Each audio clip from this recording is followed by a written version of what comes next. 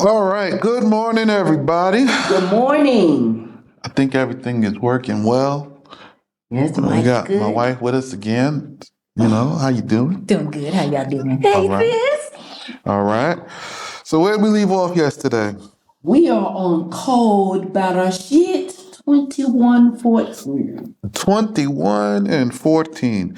So we are now beginning to see there are multiple covenants, right?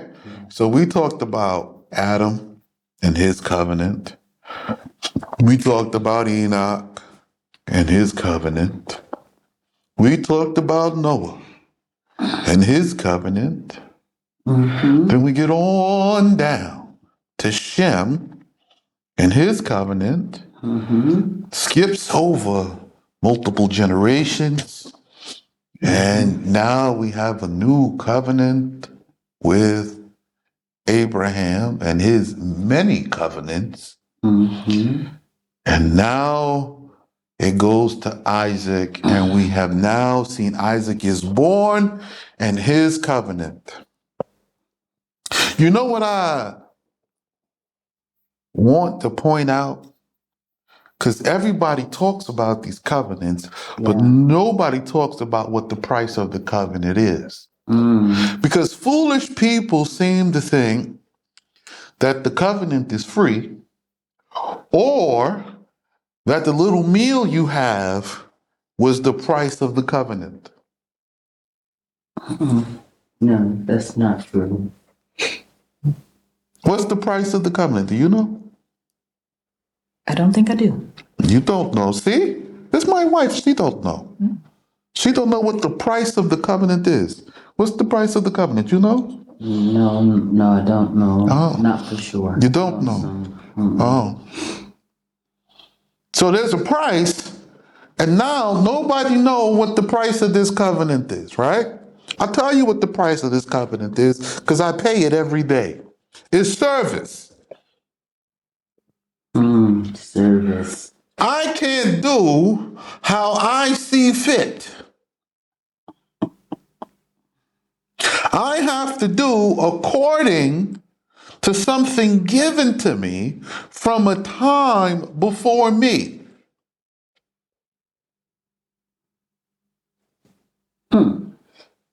That's the price. The meal, the sandwich, the salt, the meat, all of this is just the ceremony and the celebration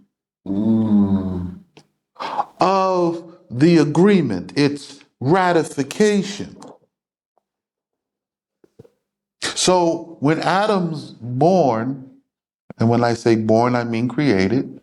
When Adam is created, the Most High make covenant with him, and Adam is just dedicated to his service.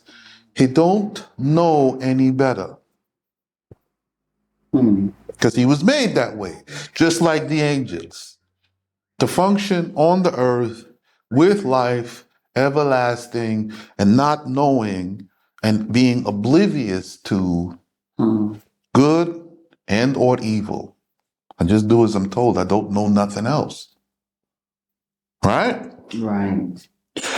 When you go back to Genesis and it says it is better to serve the law than to eat of the tree of life. Yes. So this word, this proclamation, because to understand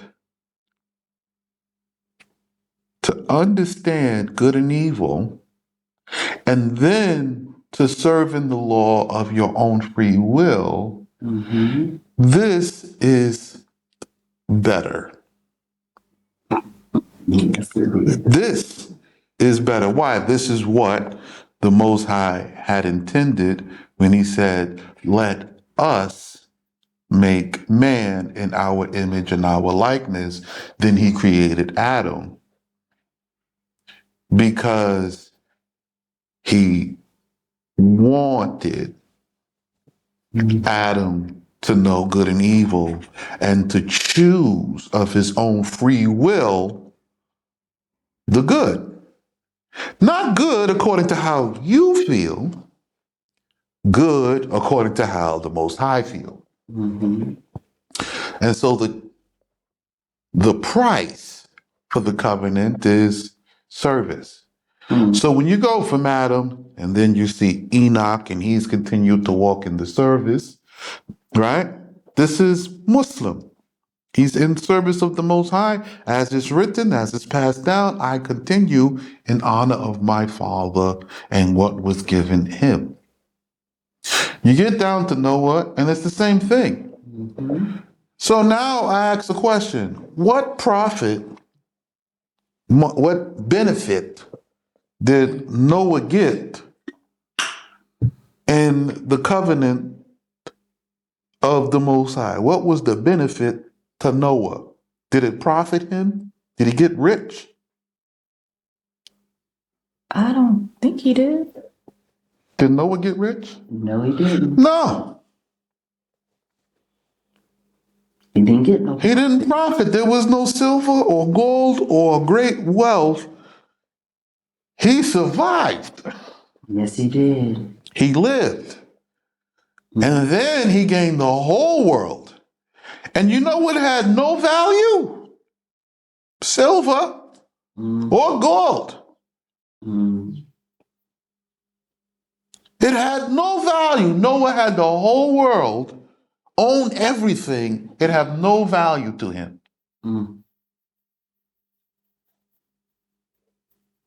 He benefited in having life and service. The benefit was to his life, to living. Everybody else died, but he lived, and then his sons and his sons' sons proceeded from them Mm-hmm. after them.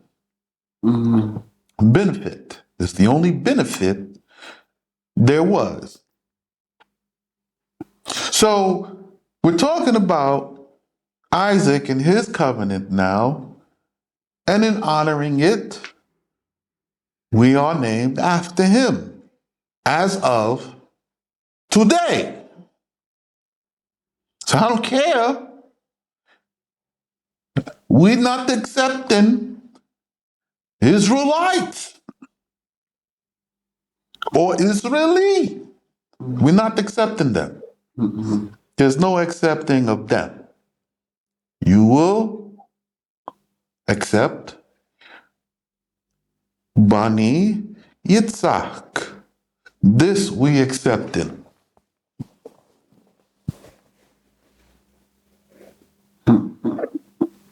See, that was simple, Very right? simple. I, the king, decree it, that's it. And it's according to the members. So any Israelite, do not accept it here. We only accept in Bani Yitzhak, the sons of Isaac. And you have to be called as such. No, brother. So that's Itzhaki, if you want to know. As you're sitting here speaking about the covenant, there's something I recognize. Yes. The covenant has the same law. Nothing changed. Covenant after covenant was a constant growth. It was nothing that was changed. It was the promise going from one to the next to the next, but governed by one law, same law. So when we read about new covenants, it's not about a changing of the law or changing of the way that has been established, but it's the way constantly continuing from generation To generation. generation. Right. So this the price that I have to pay each and every day. Okay? This the price. There's no profit or benefit to me for the great morning. Right?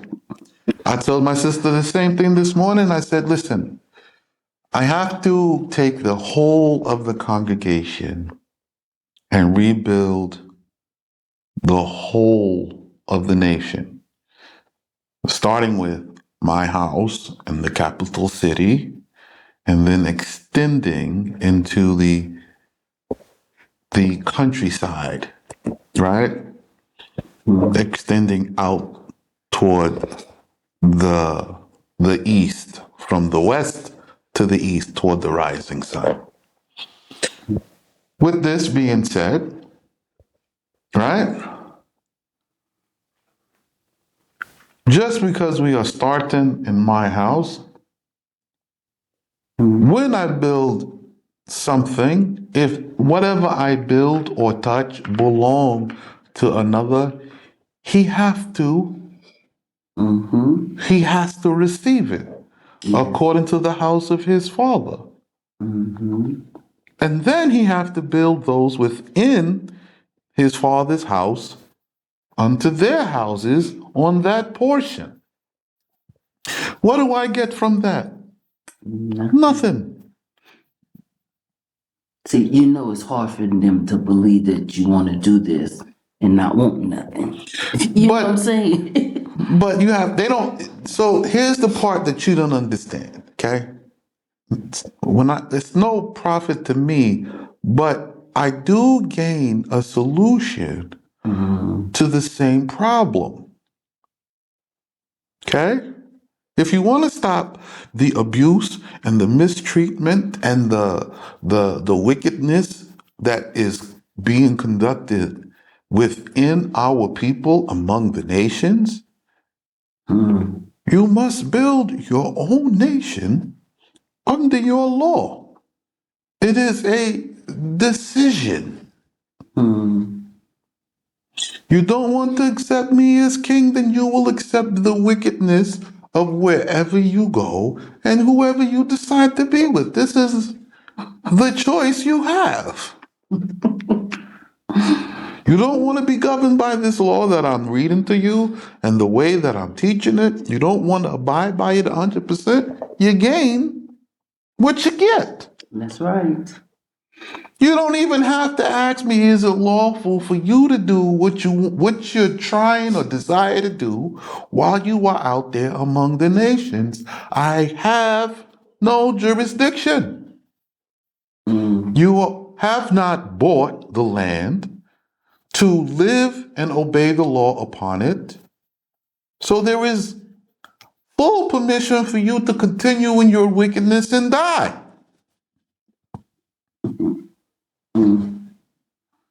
Right? I'll buy the land regardless. If I got to sit here and save a nickel a day for 1,000 years, I will do that.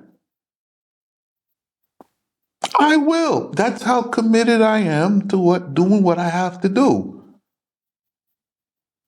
It's not about the time it takes to do something. It's that it's done and done properly. So when it says go to the congregation and ask them, it is for them to rebuild. Right? It's for them to rebuild because it's for their benefit. I go to you and I ask. Right? It is commanded to the house of David to redeem the entirety of the nation and rebuild it. So, okay. How do you do that? Ask them. Okay, I ask you. You don't do it.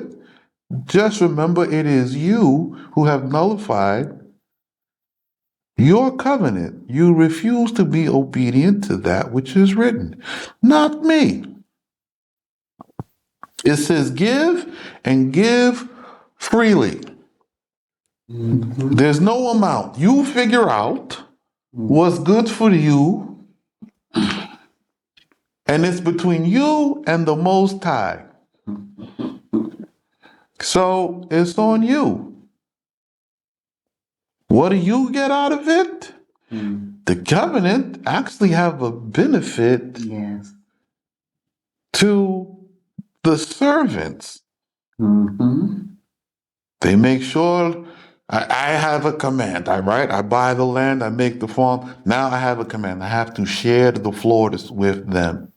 Mm-hmm. Give them the floor. Give them food. Give them this. Give. Mm-hmm. Right? Yes. So the benefit goes to the ones that serve, not to the top. You live in a world where the benefit goes to the top and not to the one who serves. In the kingdom, the benefit does not go to the top, it goes to the people to serve them, to provide for them. Mm-hmm. It is a reverse. There is a profit for you. Mm-hmm. That is important to know because we discuss in covenants. And as we discuss the covenants, you learn that the covenanted son, whom the Most High chose for himself, has to walk a certain way. It was okay for Ishmael to go in this direction so long as there is no conflict between the two sons. Mm-hmm. This one have a covenant. They cannot make war. Israfel, Michael, and Gabriel, these two angels Works together. work together, each one leading the people appointed to them in their way. Not one way. This one have his path, and this one has his path, but there is oneness between them to get to a destination. You see? So they're going on their path. And so now we get to see what all the prophets were talking about when they say, in the end, there will only be one. The two in one. That they will come together and they will become one. But maybe I am making this up. Let us see now by checking the book. Let's see if this is complicated. Okay, well, which one want to read first? You want to read it? Oh, I was going to say you because he always picks me first. Okay, I'll read first. All right, decision is made. Read. Bereshit 21:14. Mm-hmm. And Abraham rose up in the morning. So notice Abraham's getting up in the morning. So he receives an instruction and he moves on it first thing in the morning. Noah receives an instruction to go sit at the door of the ark. He goes first thing in the morning. He judges judgment of what to do after receiving instruction first thing in the morning. Lot, they come to him, they tell him what he needs to do. Yes. First thing in the morning, get up And let's go. and let's get to doing what needs to be done. The day is ahead of us. Time is of the essence now. Right, because judgment is done in the morning. Judgment is done in the morning. So continue. And took bread and a cruse of water and gave to Hagar to bear upon her shoulder and bound it to her loins to signify that she was a servant. And the child and dismissed her with a letter of divorce, Begita. And she went and wandered from the way into the desert, which was hard by Beersheba. Okay, so now he So now Abraham, he ties food and supplies to Hagar for her and the son.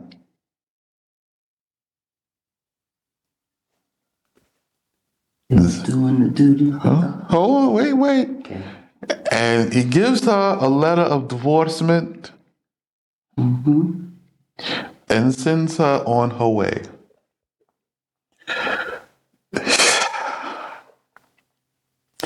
So I'm going to help you all because, there's this great mystery here. I need to show you Abraham's wisdom, right? And at the same time, I want to show you simplicity of the law. So first, let's go to the law, okay? Let's go to the law, and we need to know when you divorce a woman, what's she supposed to get when she is being put away? Okay?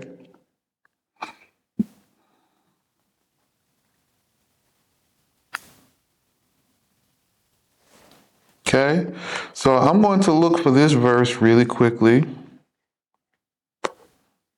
I gotta find it because I just want you all to understand with clarity.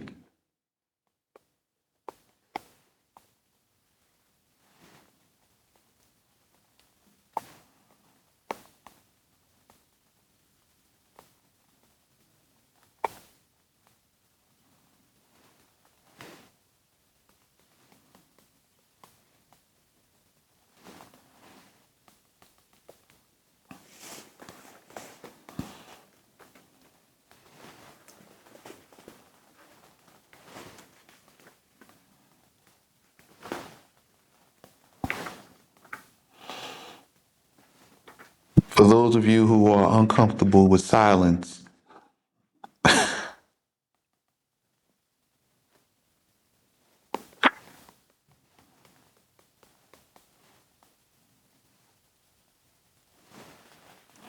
Is this it? 2114? yes. For those of you who are uncomfortable with silence. So Deuteronomy 21 and 14, read it.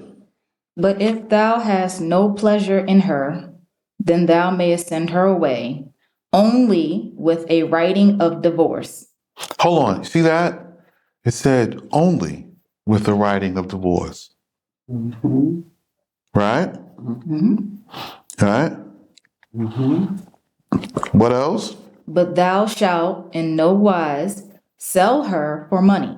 Okay. So you cannot sell her for money, and she goes out only with a writing of divorce. Only. Right. The opportune word is only. Right? But what about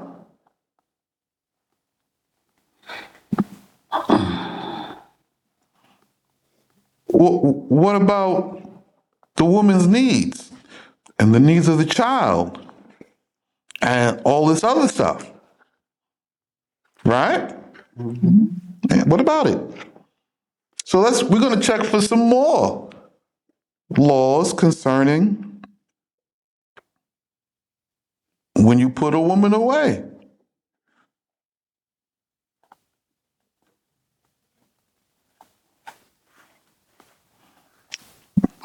Right? You find anything else?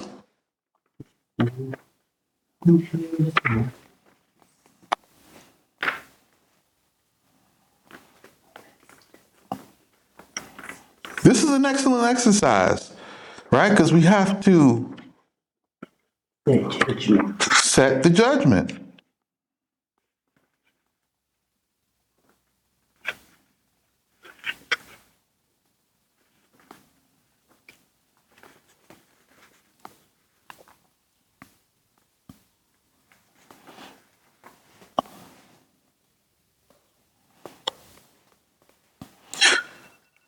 We'll be back right after this. All right, we're back. So let's go to Exodus chapter 21 and verse 10, right? So this is one of the addresses, the codes, Exodus 21:10, chapter 21, verse 10. And let's take a read, and you read the law of this. Second, find it. 21:10. If he take another daughter of Israel to him beside her. Okay, so if now we're talking about the son, right? Or a man, a son, any son. If he take another daughter, right? So I have a wife and I take another daughter, right? And it's beside her, meaning they're next to, they're sisters now, right? So they are together, right? Beside her. Is it not beside next to? Yes. Okay. Beside her. Then the first one, I cannot. Her food, her adorning, and her conjugal rights he shall not withhold from her. So food, clothing, and conjugal rights, I cannot withhold from the first one because I take the second one. Okay? I cannot take from her and give to her. Hers is hers, and now I have to make more to give to this one according to her rights now. Okay? I don't take from one to give to the other. I don't rob Patricia to pay Pam. Okay? What she's getting, she keeps it. What she gets, and she keeps that. This doesn't get reduced because I got another one. Okay? We don't rebudget. All right? Read that next line. And if these three things. Whoa! If these three, what are the three? The food, Food, adorning, clothing, conjugal rights. and the conjugal rights. If these three, all right, go ahead. And if these three things he doth not for her, to covenant her to himself, or to his son, or to release her into the hand of her father, she shall go free without payment. So now he has to do these three things to keep her bound in covenant to him. Food, food, food, food, clothes, and sex. So Abraham is sending Hagar away with food. He sure is. Oh, Right? he sure is. So he can only release her into the hand of her father, and she goes free without payment. No payment. So if you receive child support, you are still married to that man. If you receive any money from that man, you are still covenanted to him. Whereby, if you go to another man, you are now guilty of adultery. And the writing of release he shall give her. So now Abraham sends Hagar away with food and water, right? Her and the son. and gives her a bill of divorce. That bill of divorce is what? I was going to say null and void. Absolutely. The bill of divorce is void. So the same way Abraham has had Sarah taken from him 2 times, the Most High, no respect of persons, Hagar is now being sent away for a 2nd time as well. On what account? The same account she got sent away on the first account. The same way Sarah got taken away on account of the same reasons in her first account.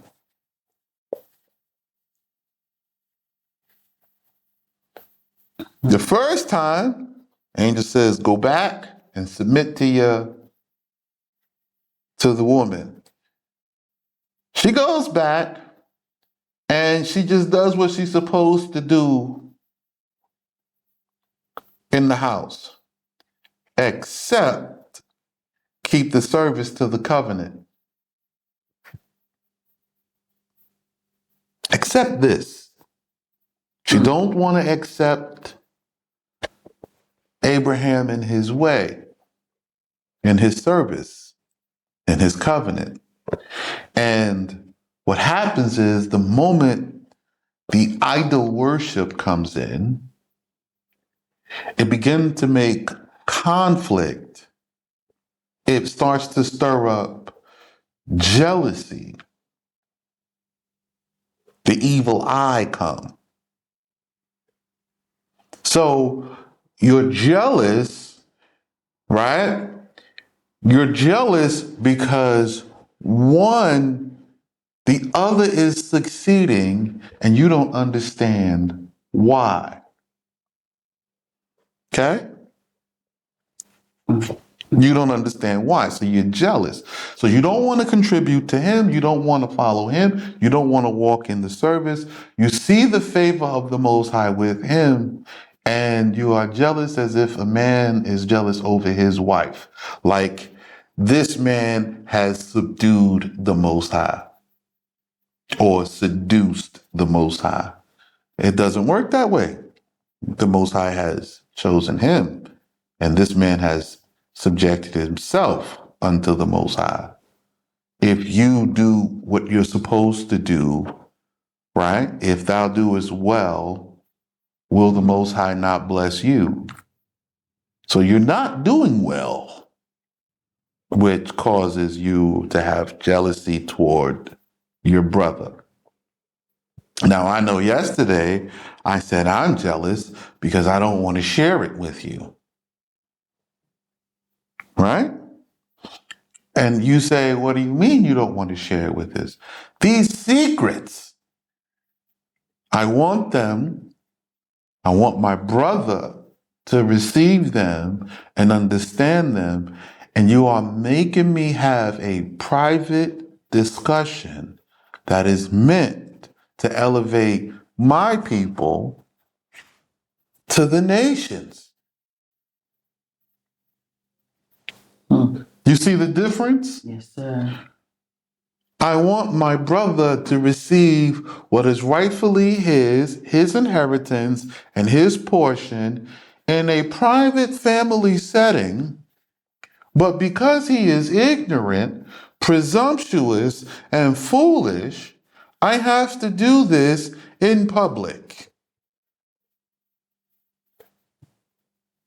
That's a different kind of jealousy because now you're hearing the truth across a platform in the eyes of the nation.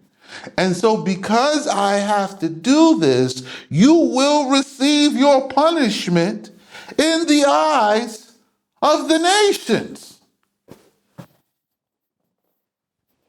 See what I'm saying? Yes. You see how the judgment works? Very much so. You see how I be talking to them? Yes. And they don't listen. You see how they don't listen? So because I have to expose the truth and the intimate things of the covenants of the Most High to you in the eyes of the nation, it is fitting that your punishment come the same. It's fitting. You see, Moses, they were in Goshen because Joseph placed them there. They were separate. It was a private thing. So Moses says, no, I went to them. They were separate. They were separated from the time of Joseph, and it continued until the coming out. Do not punish them in the eyes of the nation. And the Most High said, you have spoken well, continue. However, however, this generation, you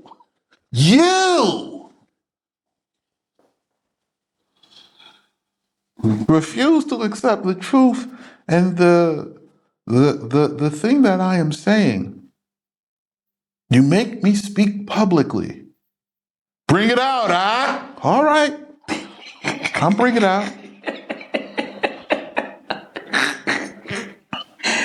I'll bring it out.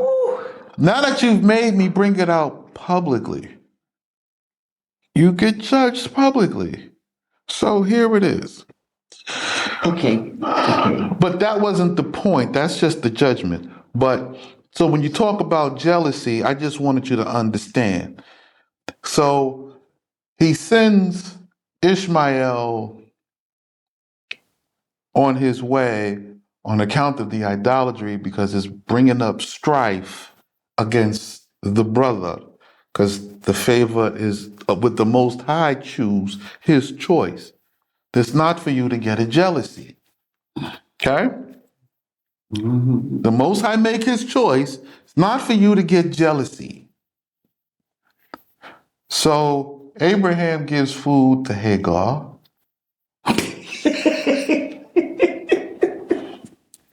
And the bill of divorcement. Send her from you. Well, all right. Here's the bill of divorce. I send you away. But it's null and void because he gave her the food. Here's some food. And his inheritance. And here's something to drink and something for the son. Here's the son. Here's everything. To still stay married to her. Yeah. Covenant still holding. Abraham, don't break no covenant. Where was she going? That's what he said. Ishmael got to receive his He inheritance. Where said, you going? think about what the Most High says to him. You people. He says, you will beget yet 6 more sons. Right? And they all came from him. They all come. Hold on. You will beget 6 more sons. The Most High is like, I'm not breaking my covenant with this woman. Abraham goes, send you away? All right. I sent her away. I'll send her away. But she's still mine. Here's food. Most High said, send you. Gotta love it. Most High said, send you. I send you. But I know you're not going far because you have to have these other children from wherever you come from when you come back. I know nobody will touch you. Here's the son. Here's this. Go from me. All right. Let's get back to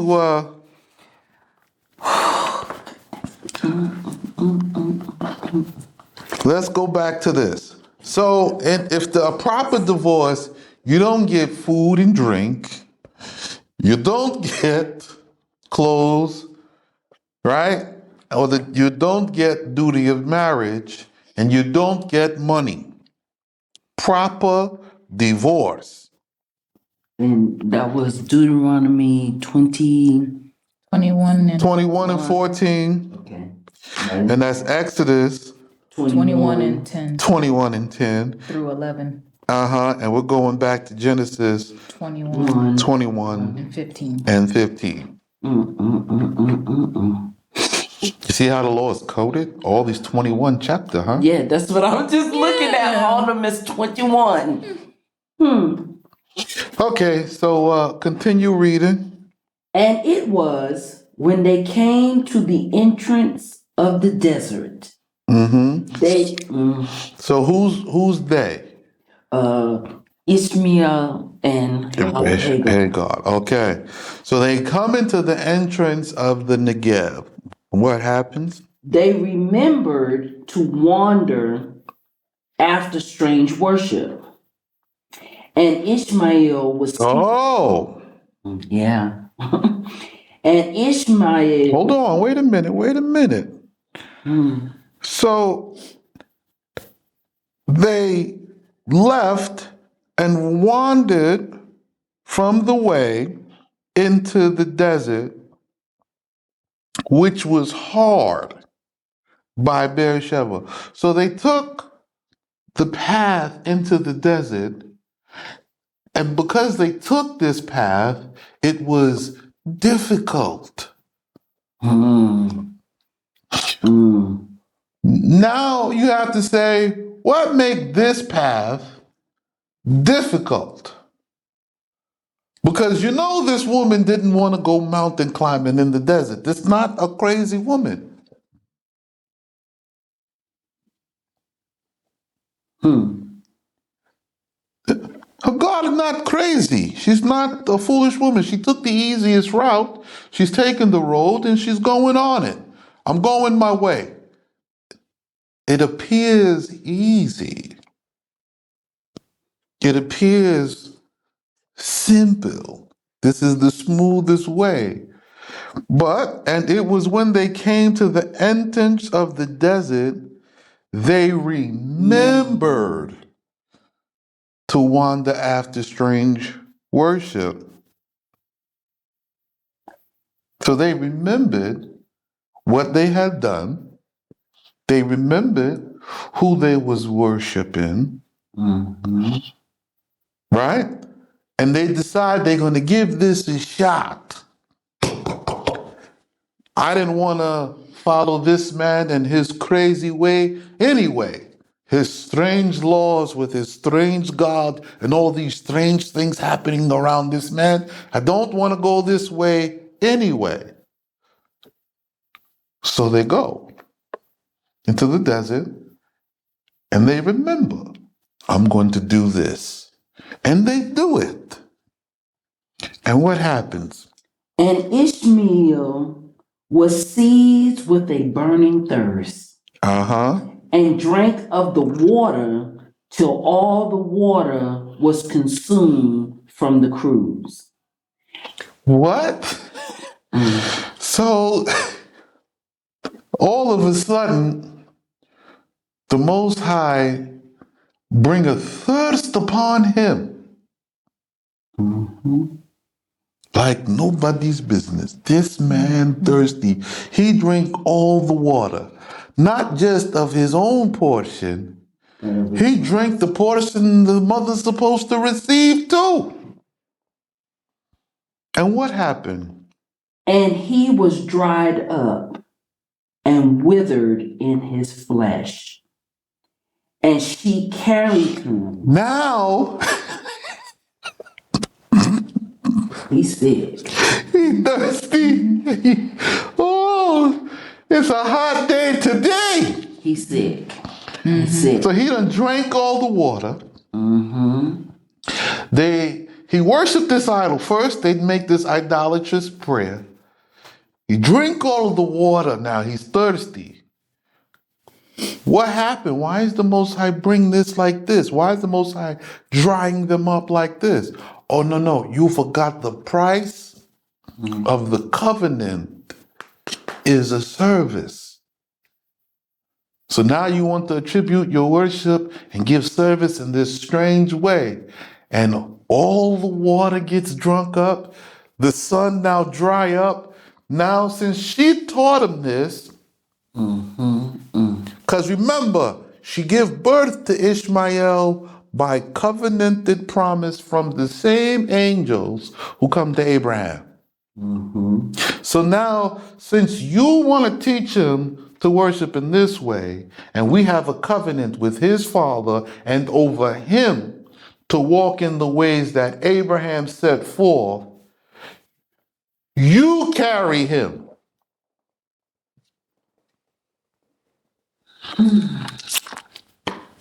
I like this judgment. Yeah. You don't like it? I like this judgment. Yeah. For real, for real. You carry him. Yep.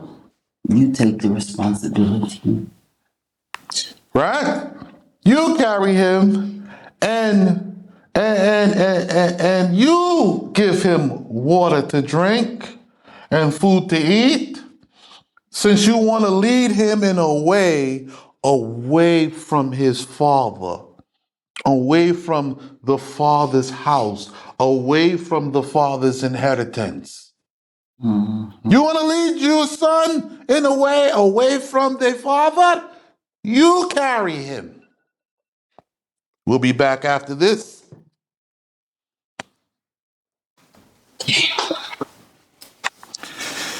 All right. So you guys have to see the sacrifice or the cost of the covenant is the obedience to everything that the covenant entails. If not, you get dried out, right? So Hagar receives this covenant. The covenant is attached to Abraham and to his seed. She doesn't want or appreciate at this time. She's strange. She believes that the good things that she is receiving is because of her idol worship.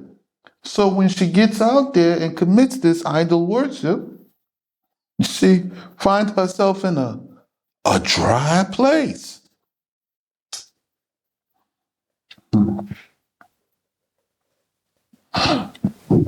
Sarah and Hagar are going through the same test in different ways. Go ahead. You got any questions? Go ahead, because we're going to get back to this. Not right now. Not right now? No, not right now. Not right now? You got anything? Okay, good. So he's dried up and withered in his flesh, and now she's carried him, and now she's exhausted. The strength that she thought she had, she now does not.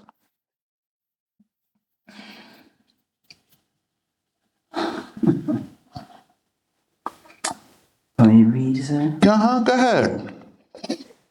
She carried him and was exhausted, and she cried unto the fear of his father. Now she cry unto Allah.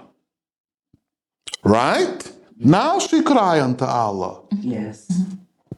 So now, the first time when she's being afflicted by Sarah, and Sarah sent her away, she cried unto Allah, the angel come and sent her back and tell her, submit yourself to this woman. She knows what she's talking about.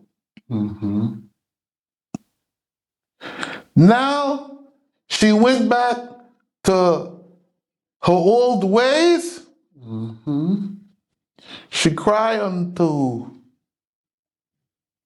the idol, and when that doesn't work, and she's in fear for her life, she cried unto Allah, the fear of Ishmael, father, again. What happened this time?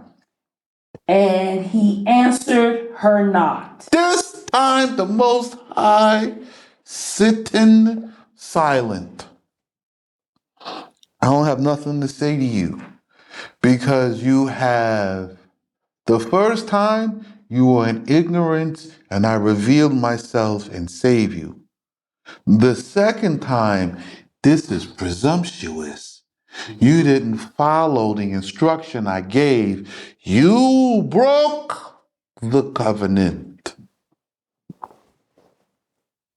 You didn't hearken unto Sodom. You didn't follow her instructions when she says, Abraham is in this way, follow him. And what happened?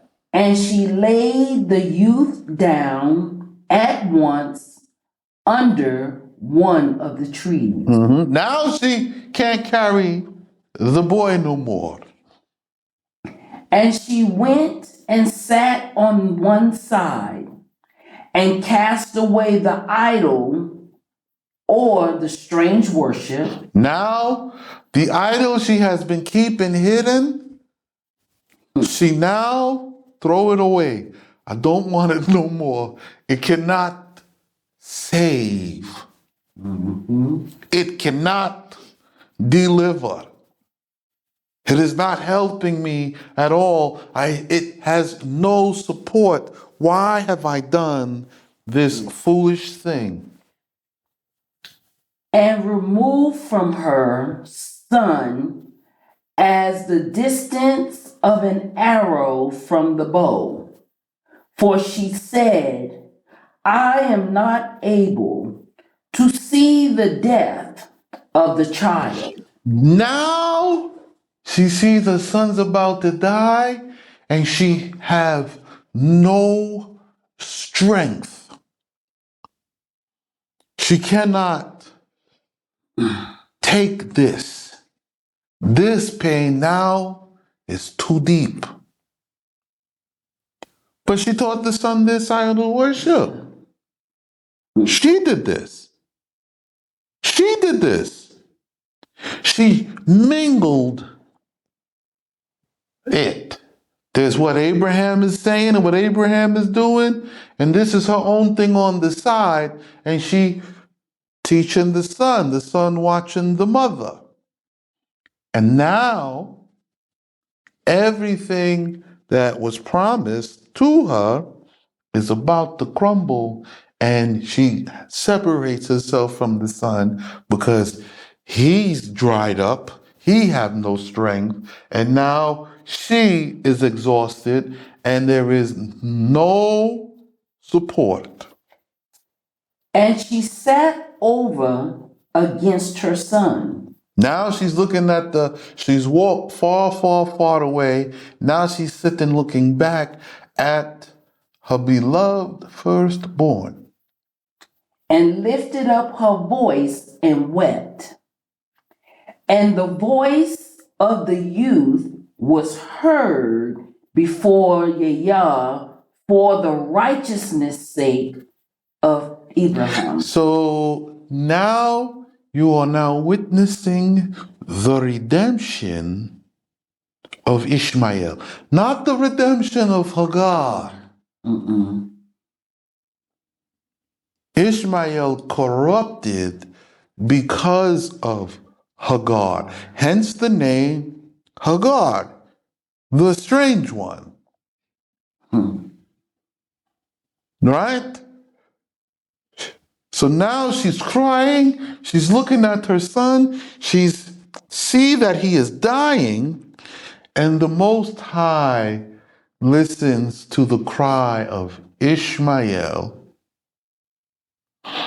for the sake of Abraham, because Abraham is keeping his covenant. What the Most High say, do, I am in my way. He's a stubborn.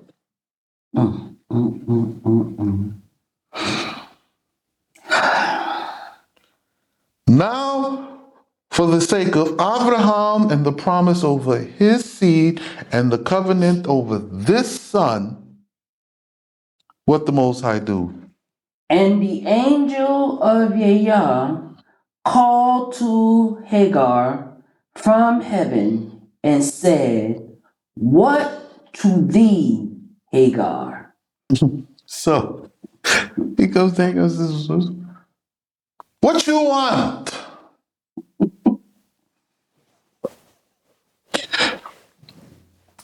Faint not, for the voice of the youth is heard before Yahweh. So now he says, you got rid of the idols? Okay? Now, don't pass out. Because we heard the voice of the Son. How come to Hagar the heavens is like brass? Nobody hear nothing. But to the Son, he's the innocent. He was the ignorant. His mother teach him this foolishness, and now he's paying the price following in her wickedness, like my people. Your mommies, your mammies, and your grandma taught you all this foolishness, and you walking in those ways.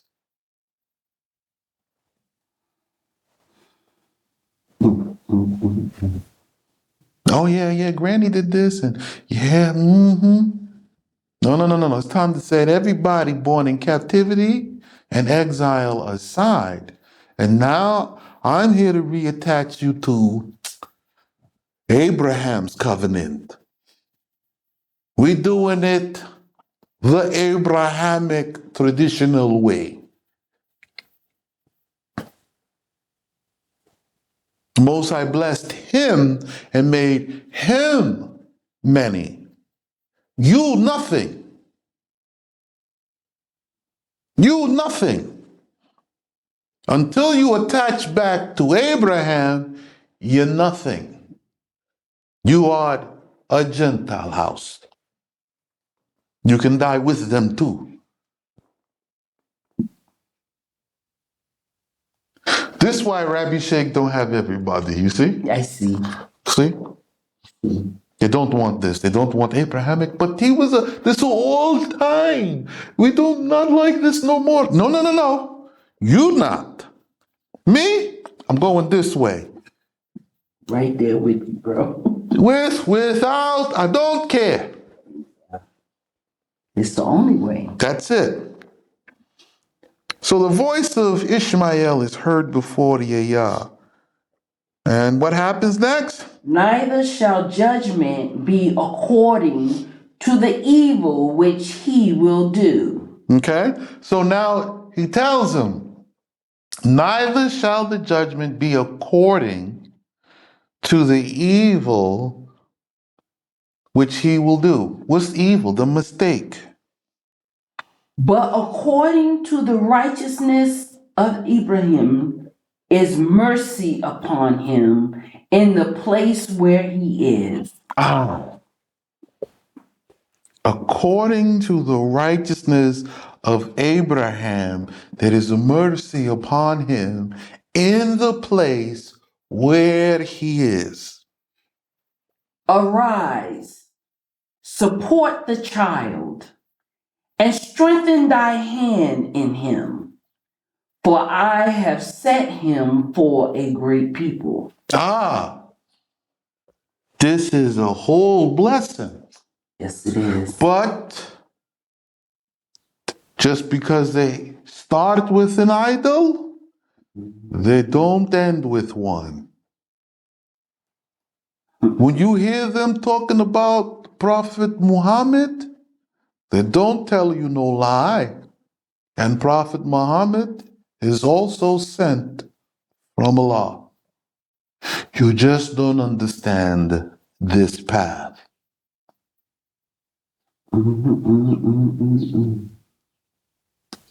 This is why I tell everybody, Prophet Muhammad, peace be upon him, this is my brother.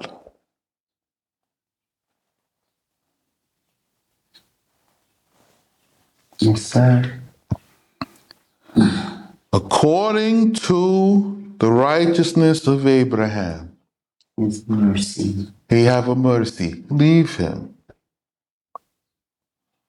So now the instructions are arise and support the child and strengthen your hand in him.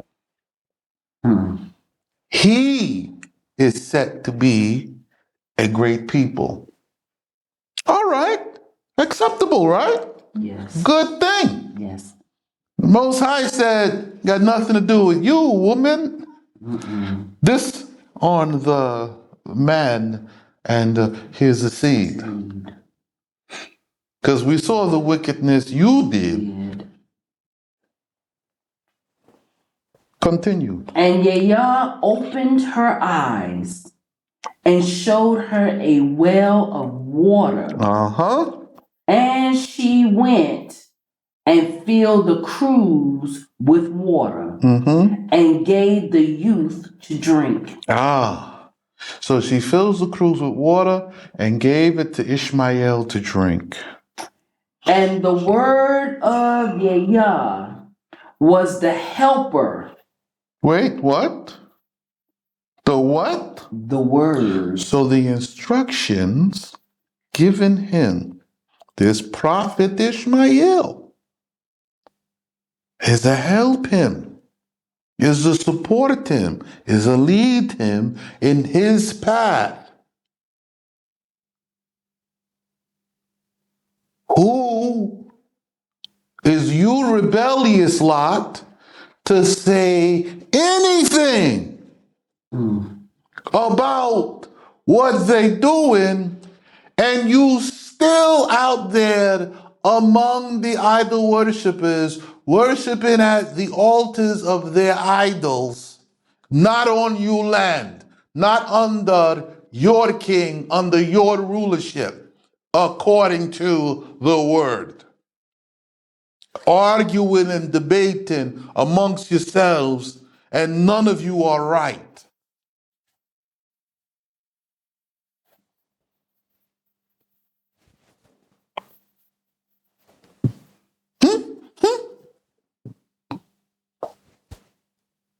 They're more righteous than. Correct. They're more righteous than you.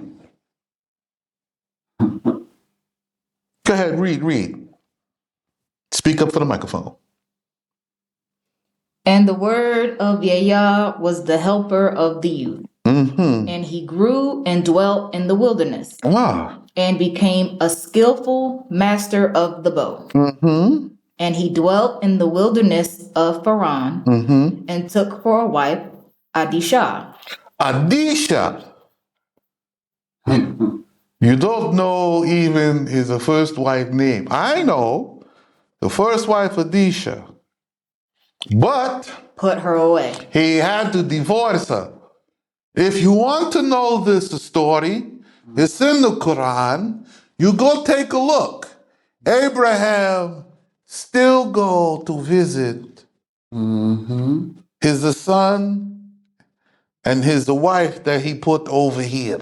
Yes, in Yashua and I think Jubilees. Yeah. Same story. But I like to hear it from the son. Yeah. Oh, that's who that is in Joshua with the pig in the tent. He spoke the parable. Yes. These layers. Yes. Good stuff. Yes. So, same. So now, he puts her away. It's on account of Abraham. And his mother took for him Fatima to wife from the land of Mitzrayim. From Egypt. You see my face, right? I'm saying like you gon' never mind. I'm a little bit surprised by that, but all right. So she gave him another woman from Mitzrayim. Because that's where she was from. That's where she's from. Yeah. But it's Fatima. It's Fatima. Saying that Prophet Muhammad named his daughter Fatima. Now, you want to say what?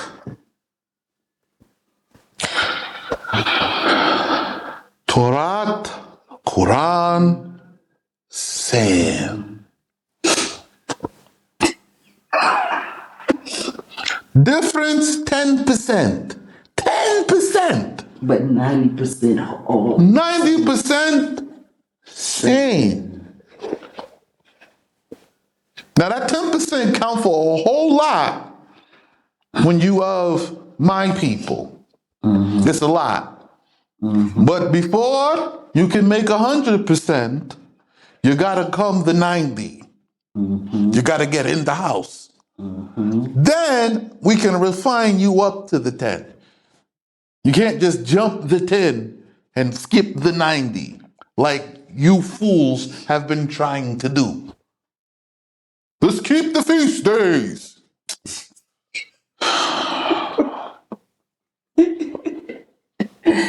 The Shabbat. Shut up. Don't forget the fringes. I was just about to say that, sis. Don't forget the fringes.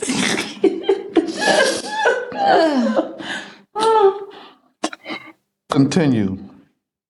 And it was at that time that Abimelech and Phicol, chief of his host, spake to Abraham, saying, the word of Yah is in thine aid, in all whatsoever thou doest. And now swear to me. Hold on, wait a minute. Y'all don't need to know, y'all don't know who's talking here. So these Nephilims talking. Yeah, that's what I was getting ready to say. They're Nephilims, and they know. Phicol is prefect. Abimelech and Phicol, these become later the father of Nebuchadnezzar and Babylon's people. Continue. And now here's what they have to say now to Abraham, this and this time. Same time this is happening now after Ishmael is growing up and Abraham wants to go visit his son and they journeying. And now swear to me here by the word of Yah that thou wilt not be false with me, nor with my son, nor with the son of my son, according to the kindness which I have done with thee, thou shalt do with me, and with the land in which thou dwellest. Mm-hmm. And Abraham said to him, I swear. And Abraham remonstrated with Abimelech. Okay, so hold on, this big word. Remonstrated. Okay, this word is Make a forcefully reproachful protest. okay. So now Abraham does not agree with Abimelech. Okay, he's having an argument with him. And this concerning what? Not to destroy. No. Continue reading. It tells you.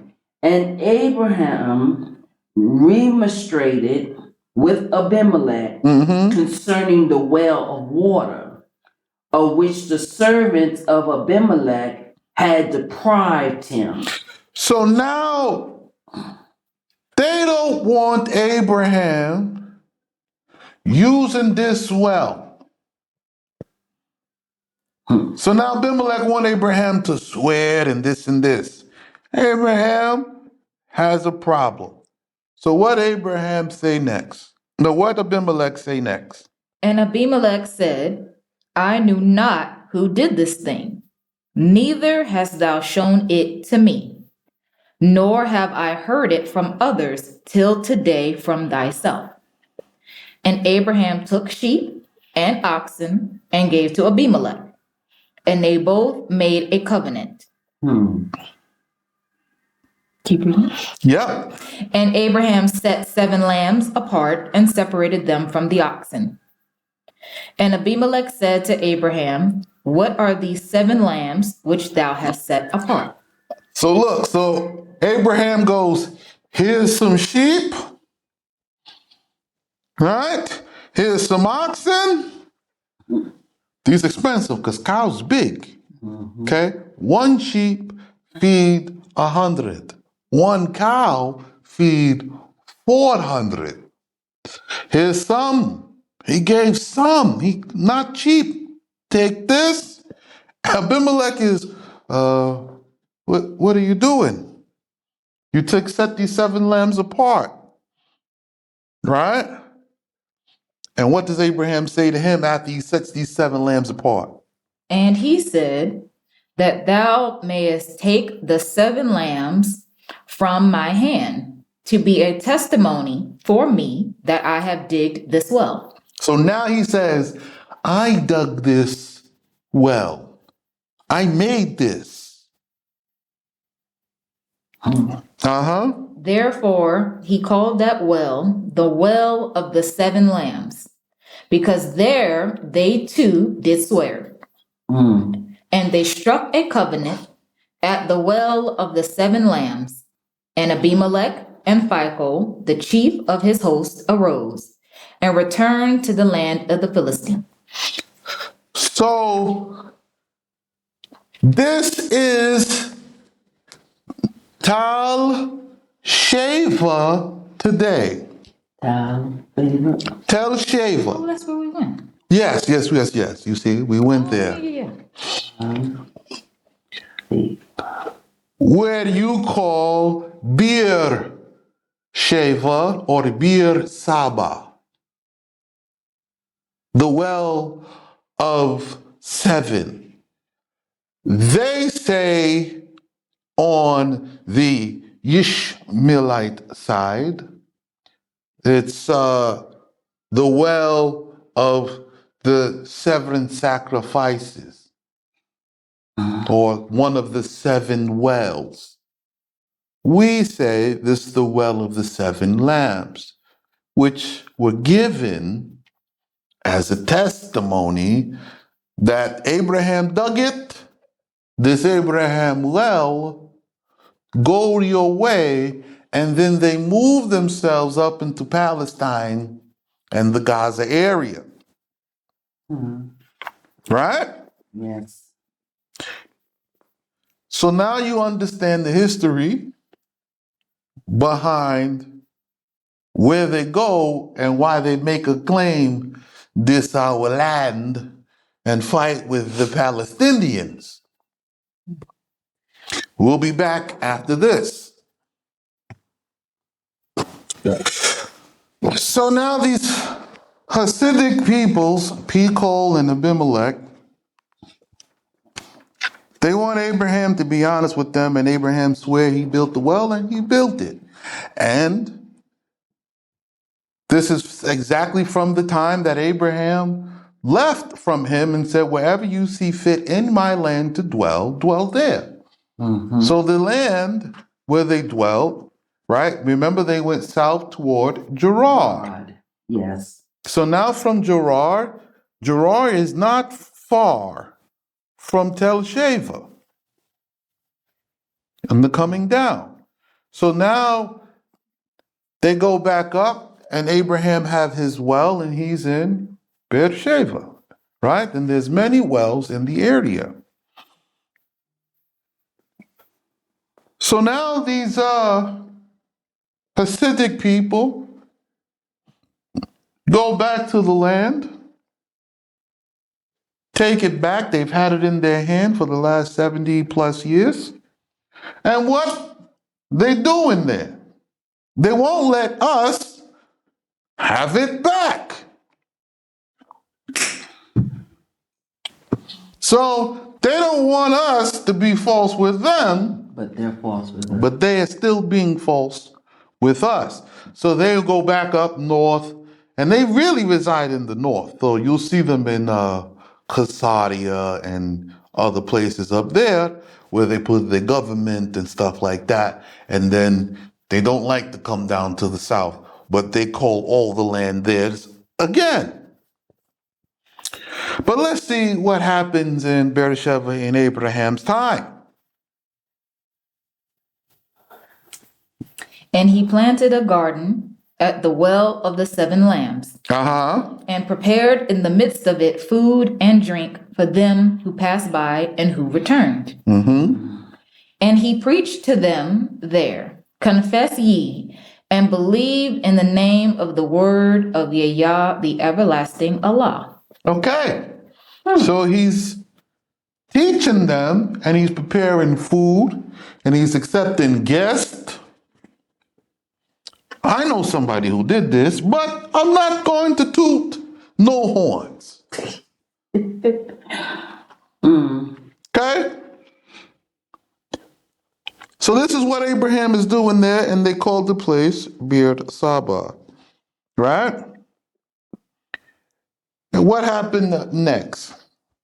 And it was After these things, that Isaac and Ishmael contended. And Ishmael said, it is right that I should. Oh, wait. See, first of all, nobody's paying attention to the context. Text of it.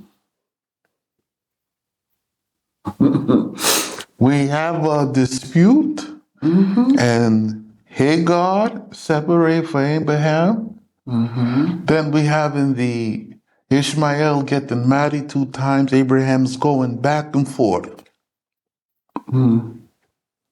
Not much of a divorce here. And now Ishmael is still relating to his brother Isaac, but there is no contention among them. They're together. They together. So this contended is not the fighting. Everybody want to be a righteousness. So let's see what they discussing about. What they discussing. And Ishmael said, it is right that I should inherit what is the father's, because I am his firstborn son. And Isaac said, it is right that I should inherit what is the father's, because I am the son of Sarah, his wife, and thou art the son of Hagar, the handmaid of my mother. Ishmael answered and said, I am more righteous than thou. I'm more righteous than you.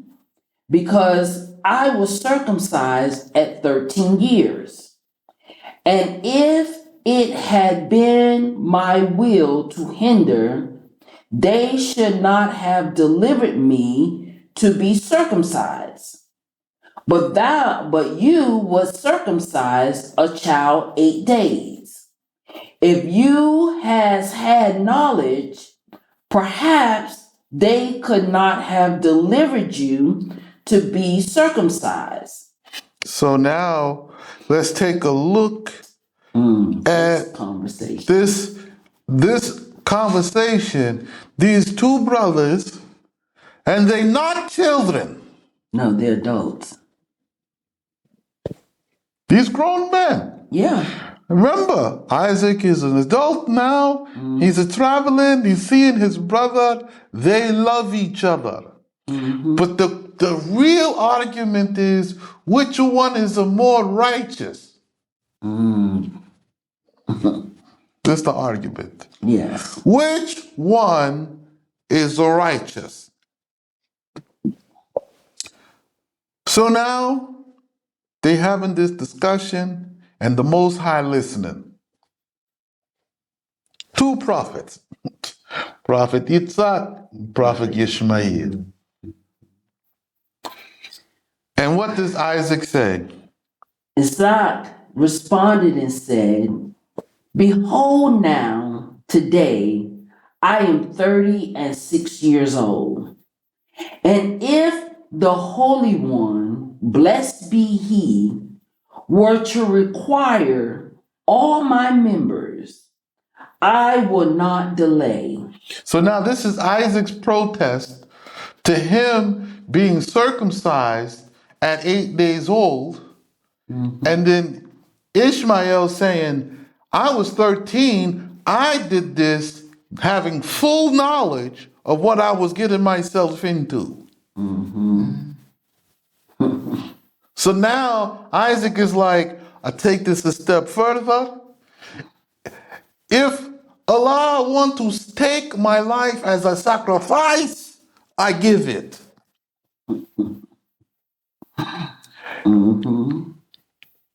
And now what happens? I would not delay. These words were heard before Yah of the world. And the word of Yah at once tried Ibrahim and said to him, Ibrahim, and he said, behold me. Now, I'm pausing right here because I want to make this known globally. Because you read this here and you're hearing from Isaac's branch and his account. When you hear from Ishmael's branch, the same account is there. We are talking about the trial of the Akedah, Akida. right?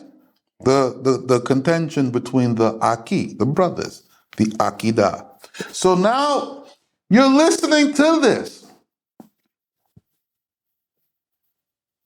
And when you go into the Quran, you find out, not to be outdone, Ishmael said, me too. Why are any of you fools making any conflict about this? Because when we continue the next verse, remember Abraham is perfect. Watch Abraham's actions as they dictate the truth. Go ahead. Read. Read. Me, I'm sorry. And he said, take now thy son, thy only one whom thou lovest, Isaac, and go into the land of worship, and offer him there a whole burnt offering upon one of the mountains that I will tell thee. So now the Most High says, okay, offer Isaac as a whole burnt offering before me on the mountain I tell you. You go to the Quran, he says the same thing about Ishmael. So the Most High is telling Abraham to take each son to a place to offer them. Two different mountains. What are you arguing for? I know. Because you foolish. Shatuta. I know. So let's continue. And Abraham rose up in the morning and saddled his ass, and took 2 young men with him, Eliezer and Ishmael, and Isaac his son. Who did he take? Eliezer, Ishmael, and Isaac. He took the 2 young men because Eliezer is old.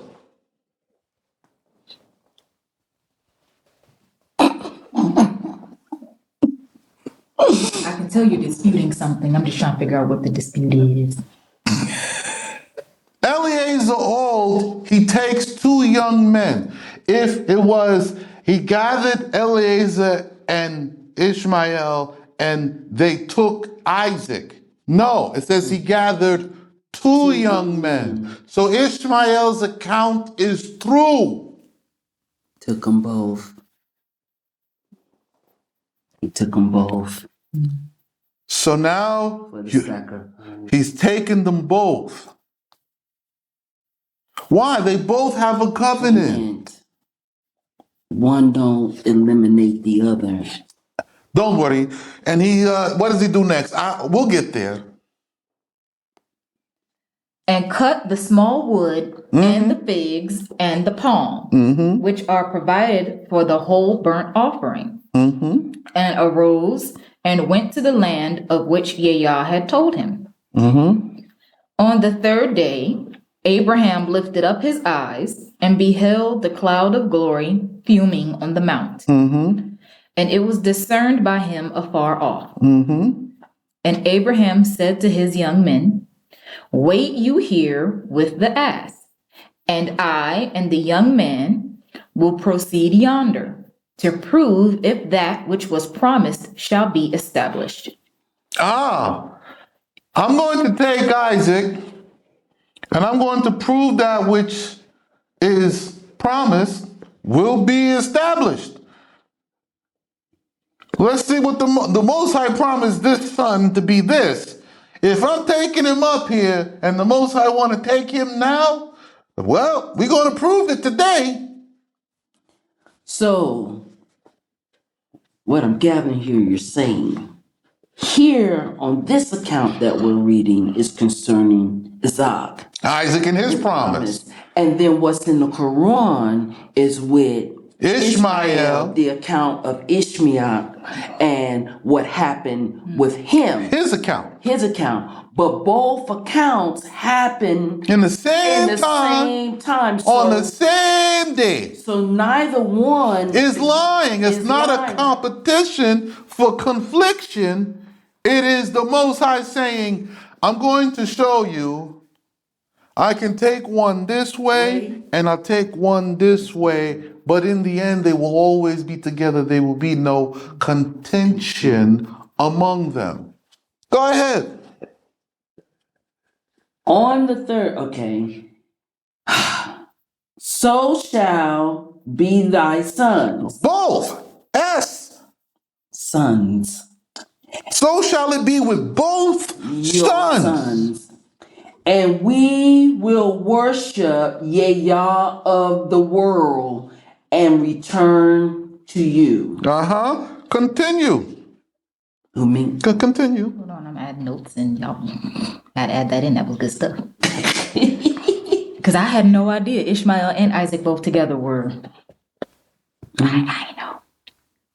Okay, I'm sorry. Where did y'all leave off at? We at code 22:6. And Abraham took the wood of the offering and laid it upon Isaac his son. And in his hand he took the fire and the knife, and they went both of them together. And Isaac spake to Abraham his father and said, My father. And he said, I am. And he said, Behold, the fire and the wood. Where is the lamb for the offering? This is strange. Hey, Pop. I got all the wood, and we got some fire here. I'm carrying some hot coals.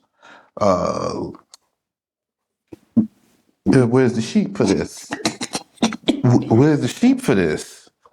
What happens? And Abraham said, Yah will choose for himself a lamb for the offering. And they went, both of them, in heart entirely as one. Go ahead, you read. And they came to the place of which Yah had told him. So now Abraham goes to the place where he told him for Isaac. And in the Quran, it says the place for Ishmael. They in two different places. But in the same land. They're going through the same procedure. The same way Hagar is separated from Abraham twice, Sarah separated from Abraham twice. The same way Ishmael is taken to a mountain, Isaac taken to a mountain. The same way Ishmael offered in sacrifice, Isaac offered in sacrifice. First, second, none of this matters. They both together. And you know what a lot of people are not aware of is that when Abraham had approved of Fatima, Ishmael and Fatima moved back to the father that's in Yasher. So it makes sense that Ishmael and Isaac will be having this conversation because they were together. Right, after she got water. Right. What did you think she went with it? Now you see they're together. They're together. It's not the lies we were taught that when he got rid of Ishmael, that was it. No, they were still Together. Just because one wife in this area and this one is over here, they're not separate. Right. Abraham moving back and forth. Continue. And they came to the place of which Yahweh had told him. And Abraham builded there the altar which Adam had built, which had been destroyed by the waters of the deluge. Oh, so now Adam's altar is sitting here, right? It's sitting here. Now Abraham puts the stones back together. And what happens? Which had been destroyed by the waters of the deluge, which Noah has again builded. So now, remember, there's the flood. Noah took it down, put it in the ark, take it with him. He puts it back up in this place. Abraham comes back to this place again because Noah lived in the land with Shem. This is the place where they hid from Nimrod down near Beersheba.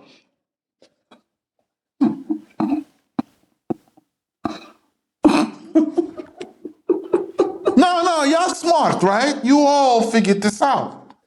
No. Continue.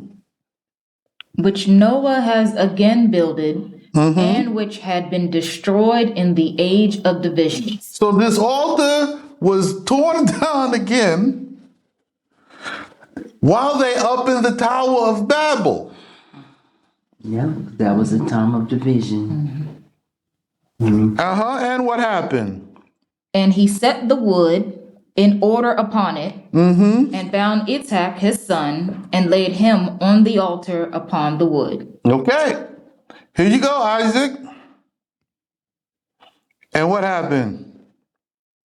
And Abraham stretched out his hand and took the knife to slay his son. And Isaac answered and said to his father, Bind me properly, aright, lest I tremble from the affliction of my soul, and be cast into the pit of destruction. So Isaac says, hey, tie me tighter, because I might move. I now understand what is being done here. He's 36 years old. You know, little 12-year-old boy. I understand what is happening here. Yes, he does. My words have come to get me. I said a thing that's not right, and now the Most High is requiring it from me. What law is this?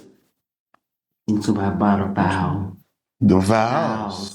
That you make in Numbers. If your son make a vow from this age, saying, I will this, and I promise this, hold him to it.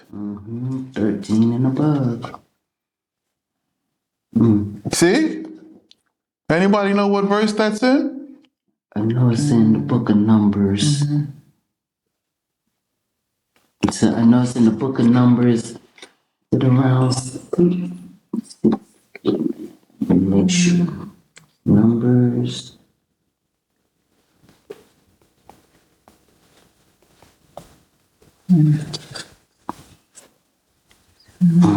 Numbers. Was it Numbers? Number 6 with the,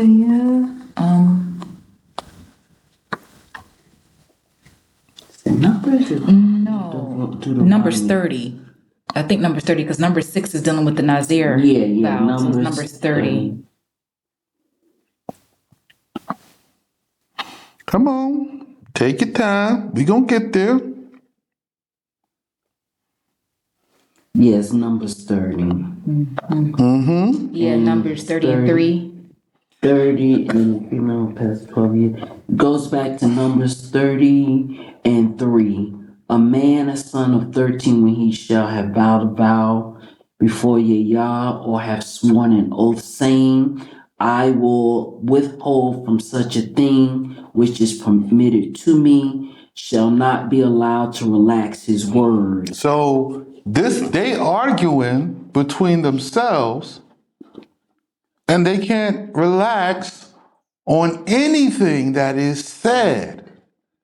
So they both have to deal. And they said this thing, and the law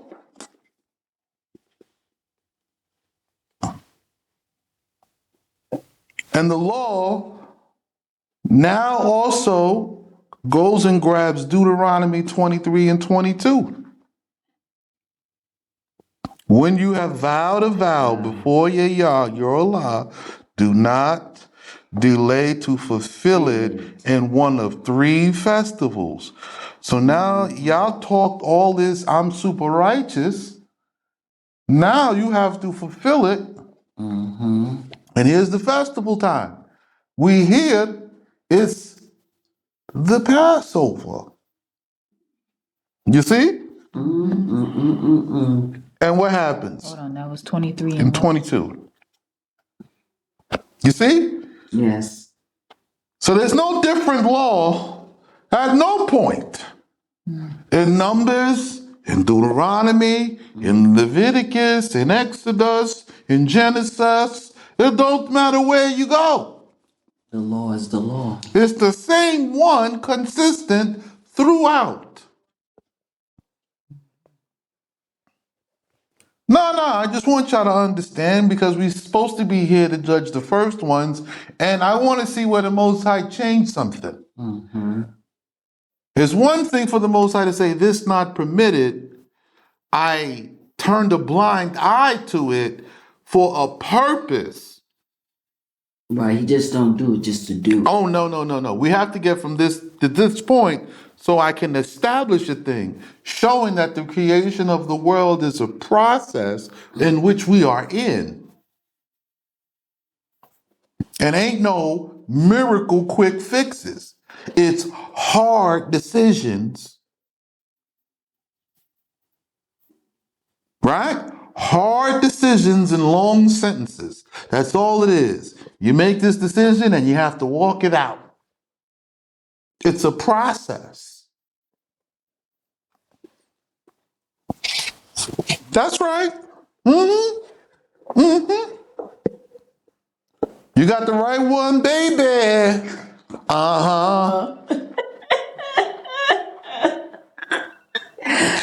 We'll be back after this.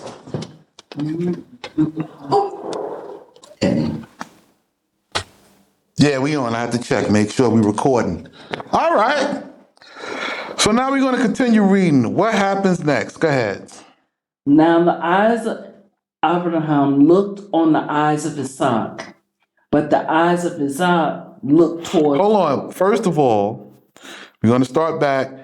He says, bind me properly in the right, lest I tremble from the affliction of my soul and be cast into the pit of destruction.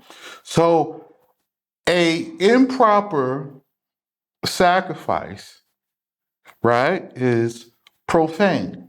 Right? So we have a traditional cut. Both Ishmael knows it and Isaac knows it.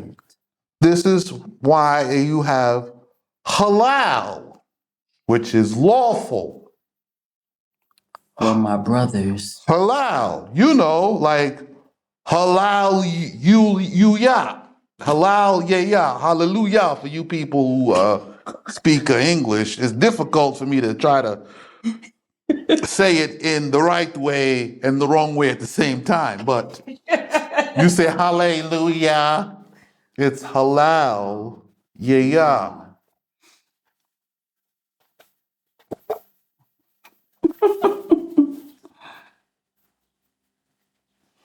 Go ahead, continue reading. Now the eyes of Abraham looked on the eyes of Isaac, but the eyes of Isaac looked towards the angels on high. And Isaac beheld them, but Abraham saw them not. And the angels answered on high, come, behold, how these solitary ones. What solitary? Yes. The earth's full of people. What makes them solitary? He said ones, plural. Right. What makes them solitary? They're righteous. Exactly. These are the ones in covenant with the Most High. The earth's full of people, but only these few have a covenant. The Most High connects the rest of the people as nothing, expendable. But these are solitary.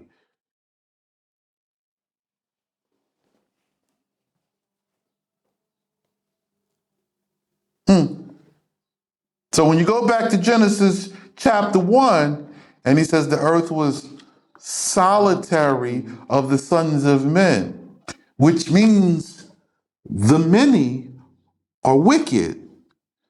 There is the solitary ones, who's this one like a Noah, one like a Abraham, like a Isaac, like a Ishmael, who in covenant is the solitary.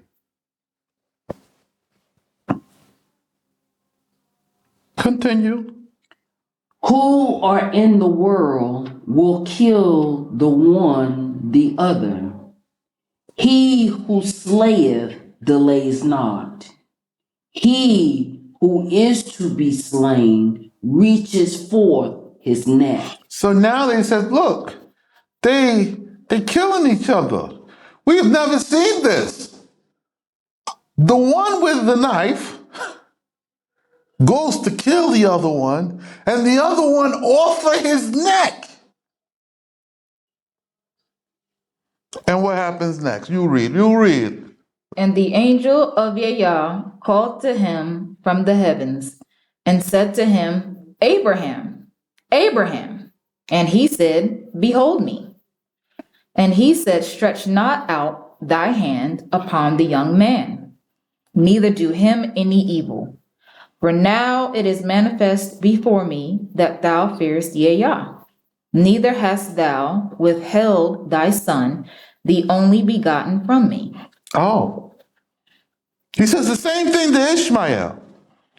Abraham only got 2 sons.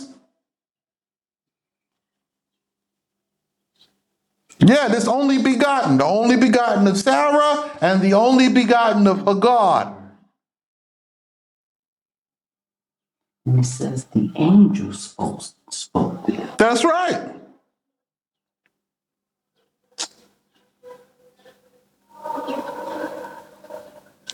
And what Abraham do now, because I gave you time to meditate on that so you guys can ruminate, kind of absorb. Because he has 2 sons, and he's doing it to both of them, even according to our text.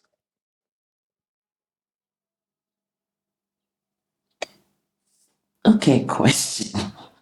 It says begotten from me, and we know that the angel over us is It's revealed. and then when it was with Ishmael, in their account, it was with Jibril. Gabriel. The angel appointed to the branch of the family.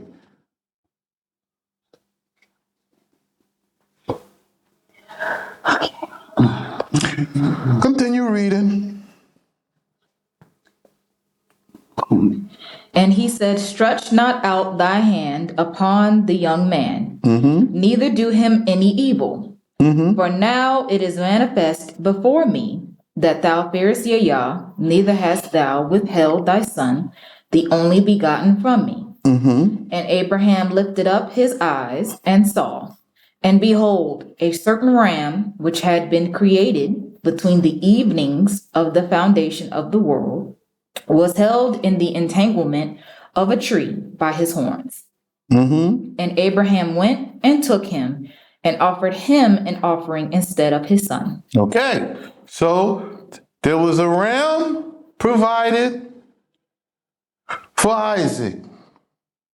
There's also one provided for Ishmael. The angels sat there and told you this before.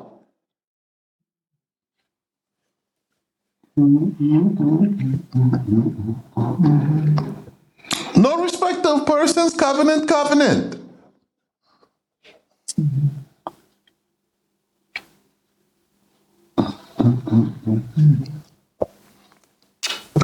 I love my teacher, Sheikh Aid. You guys don't understand the love I have for him. And this ram was created between the evenings of the foundation of the world. Pesach. It was prepared for this between the sun sacrifice.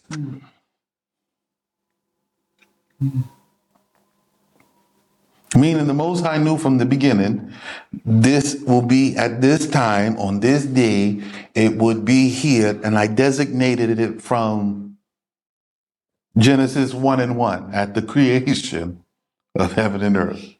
See, Most High, y'all think he reacting to your foolishness? You got to be crazy. Go ahead, finish. And Abraham gave thanks and prayed there in that place and said, I pray through the mercies that are before me, before thee, O Yah, before whom it is manifest that it was not in the depth of my heart to turn away from doing thy decree with joy, that when the children of Isaac, my son, shall offer in the hour of affliction, this may be a memorial for them. So this for who? A memorial for them. Who's them? The children of Isaac. The children of Isaac in the what? In the hour of affliction. That this memorial is for them. Yes, it is. Oh, it's not for the Israelite. No, it's for Bani Isaac. Yeah, the hour of affliction is a coming in about 7 months. I keep telling you, but you won't listen. You'll wait to see if the affliction come. Good luck with that.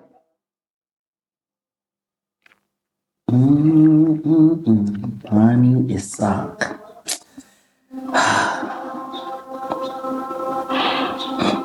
Okay? And it's the memorial for them, and what? And thou mayest hear them And hear them. and deliver them. And deliver them. This Bani Yitzhak.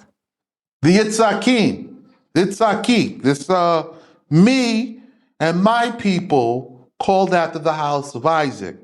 Deliver them.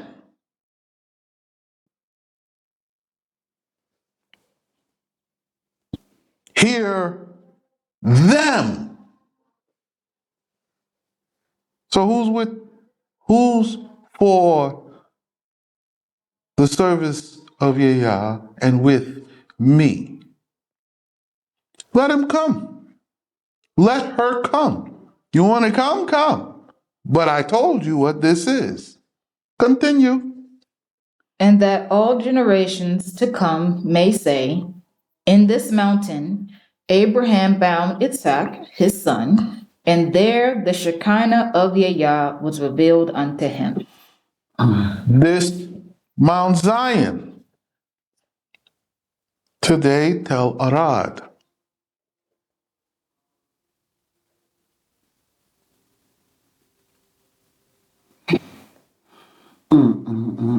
What happens next? Which one? You could continue reading. Go ahead. And the angel of Yah called to Abraham to the second time from the heaven. The second time? How many times is he sacrificing Isaac?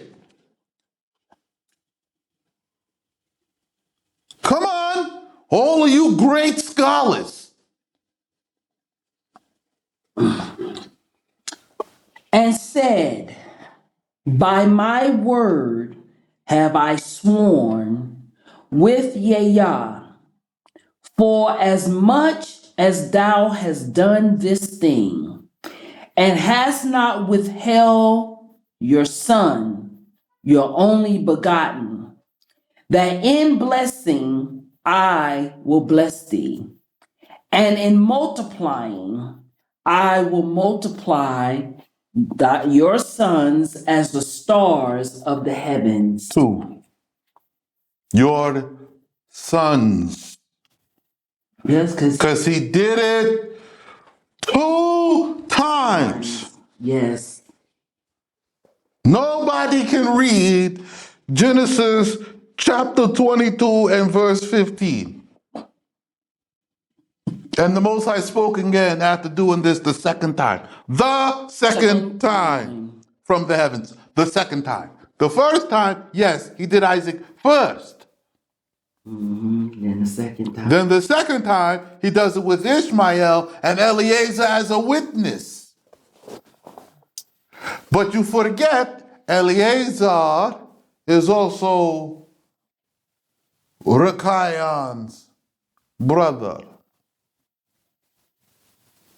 Sons of Nimrod.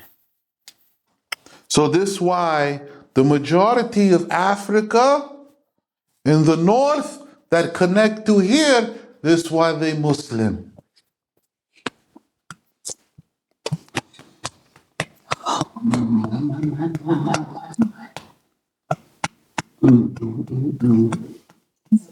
No, but you don't like what I'm telling you. You don't want to accept. You want to go your way. Continue.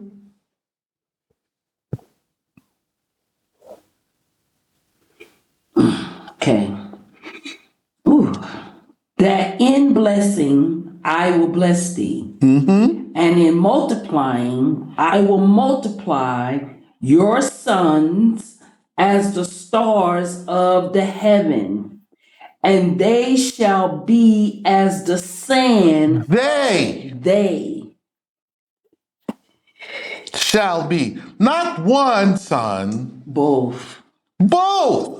They. Nobody see these plurals? Yes. Okay, continue. As the sand which is upon the shore of the sea, and your sons together shall inherit the cities before their enemies. So both of them Inherit the city. inherit the cities. You cannot inherit the city without the other brother. When I tell you, this is the face of, I've been reading it wrong. Okay, because it said the sons of Isaac. So I'm like, oh, okay, that must be the 12 tribes. And this must be them. It's not just them.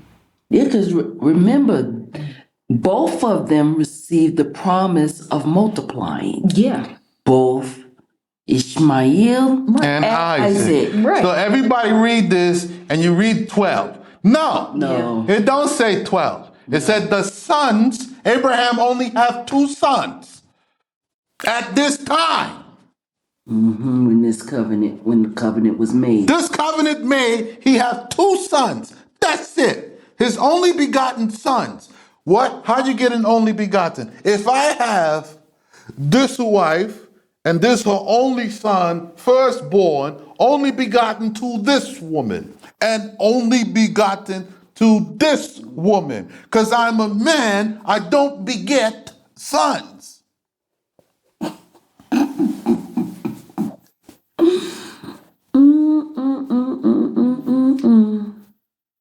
Only begotten, and I willing to offer them both. What? You both will experience this because you both will keep my covenant, but you have to go your separate ways.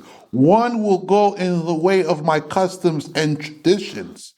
The other must go in the way of the world with the law. In the end, they come together. One bound to the land, the other have to experience the world. So this is why those people have worked so hard to keep us divided, trying to esteem one above the other, and don't really realize what the They heck don't know what they're talking about. and what they're doing. They don't know. And so how they sought to destroy us, they're underhandedly trying to destroy our brothers too.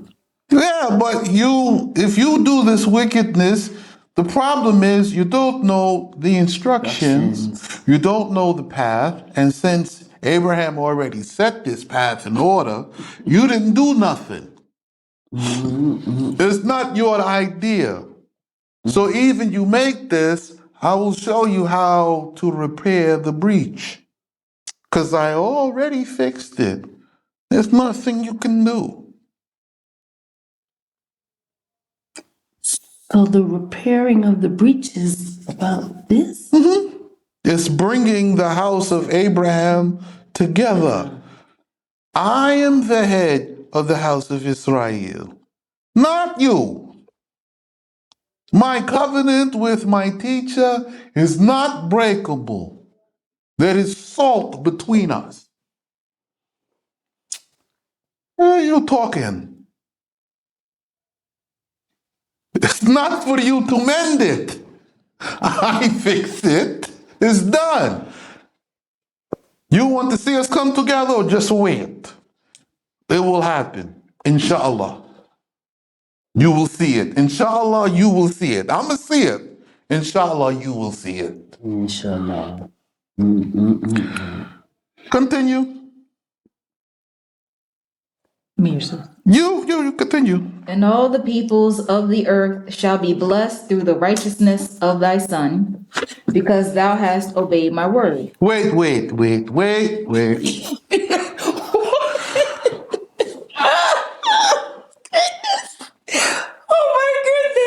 Oh my goodness.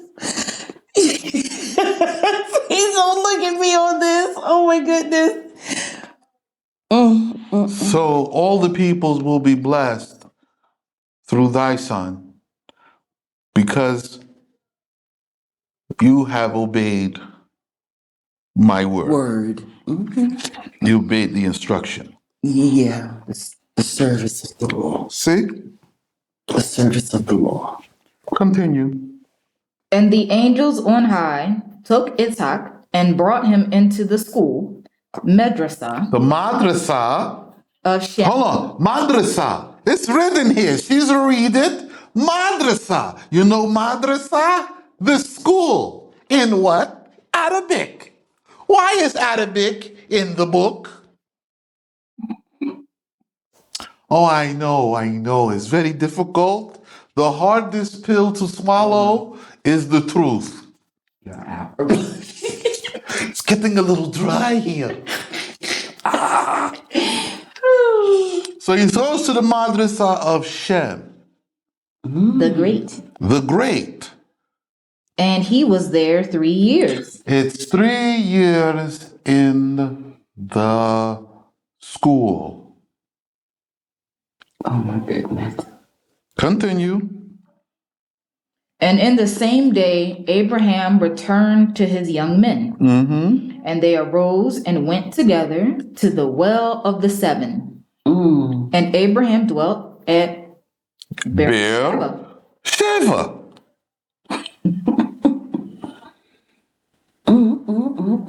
And it was after these things, after Abraham had bound Isaac, that Satana came and told unto Sarah that Abraham had killed Isaac. And Sarah arose and cried out and was strangled and died from agony. So she choked. Yeah, Abraham killed Isaac, and she choked and Sarah passed. But Abraham had come and was resting in the way. And it was told Abraham, saying, Behold, Milcah also hath borne. Mm-hmm. She hath enlargement Mm-hmm. through the righteousness of her sister. For bring forth sons unto Nahor, thy brother. So now Milcah is giving birth. Uh-huh. Uts, his firstborn, Uh-huh. So now these are sons of Nahor. There's Uts and Booz, and Booz, his brother, and Kemuel, Kemuel, master of the Aramaean magicians, master of the Adamene magicians, and Keshet, and Keshet, and Kazo, and Kazo, and Pildash, and Pildash, and Jidlap, and Jidlap, and Bethuel. and Bethuel. Now, of all of these, let's see which one is important to track. And Bethuel begat Rivkah. Bethuel begat Rivkah.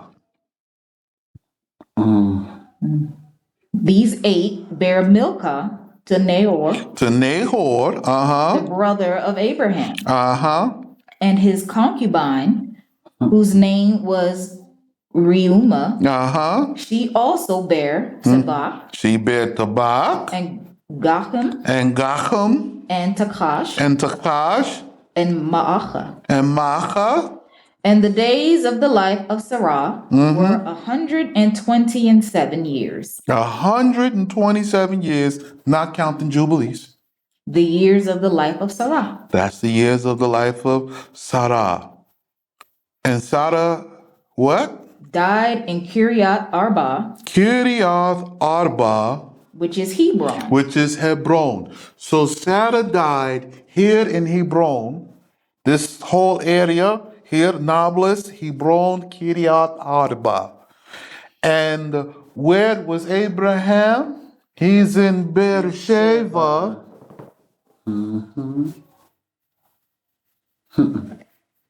Which is in the south. And Abraham came from the mountain of worship and found that she was dead. And he sat to mourn for Sarah and to weep for her.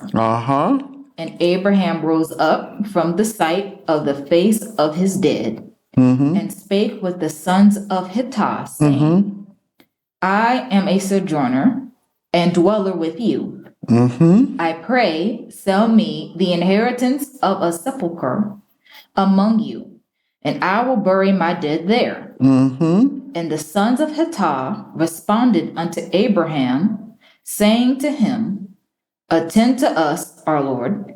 Great before Yah art thou among us. In the best of our sepulchres, bury thy dead. There is not a man of us who will refuse thee his sepulchre, that thou mayest bury thy dead.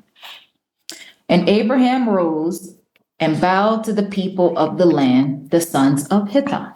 So now Abraham arises and he buries Sarah here in Hebron. We'll be right back. All right. Here we go. Continue. And he spake with them, saying, Hold on, wait a minute. Y'all know, you see Abraham buying the land. Sure did. Never mind what he had gained from Abimelech and from whatever other situation. He's buying the land. So he inherits Beersheba and land there from Abimelech after the matter of Sarah. Yes.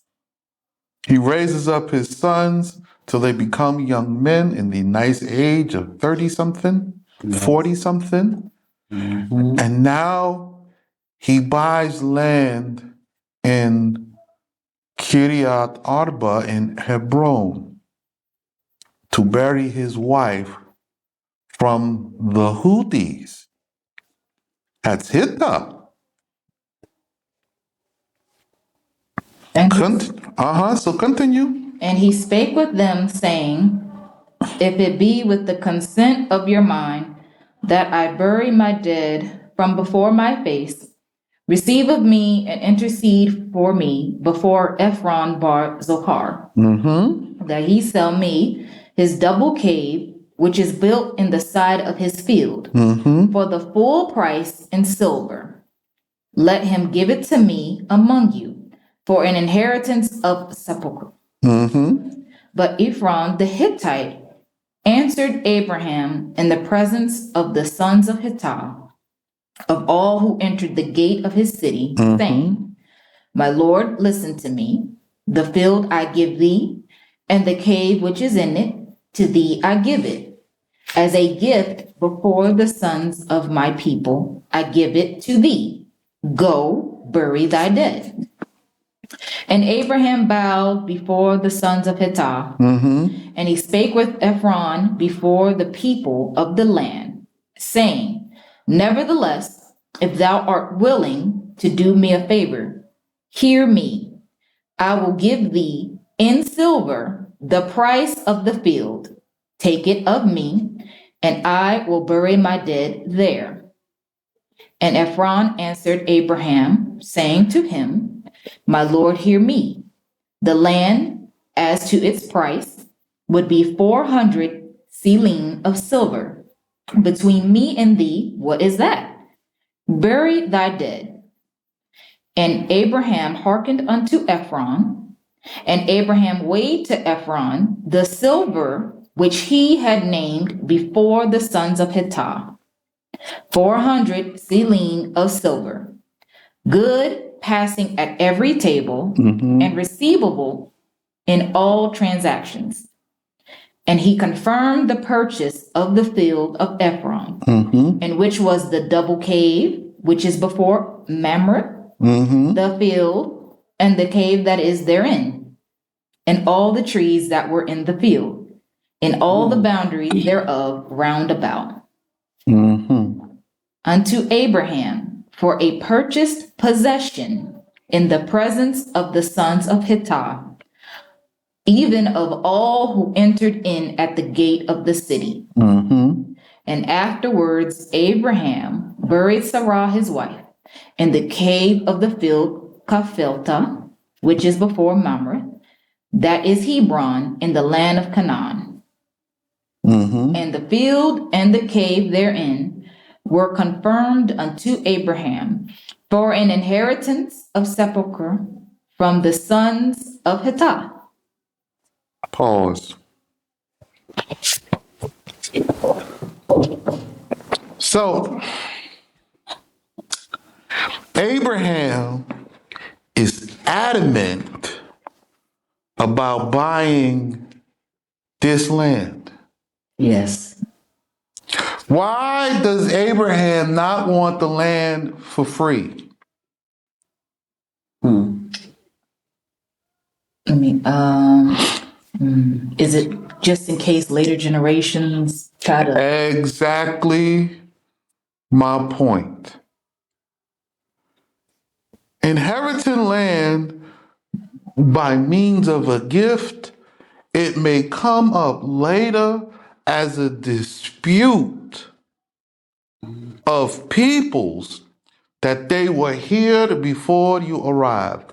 And in truth, they were here before you.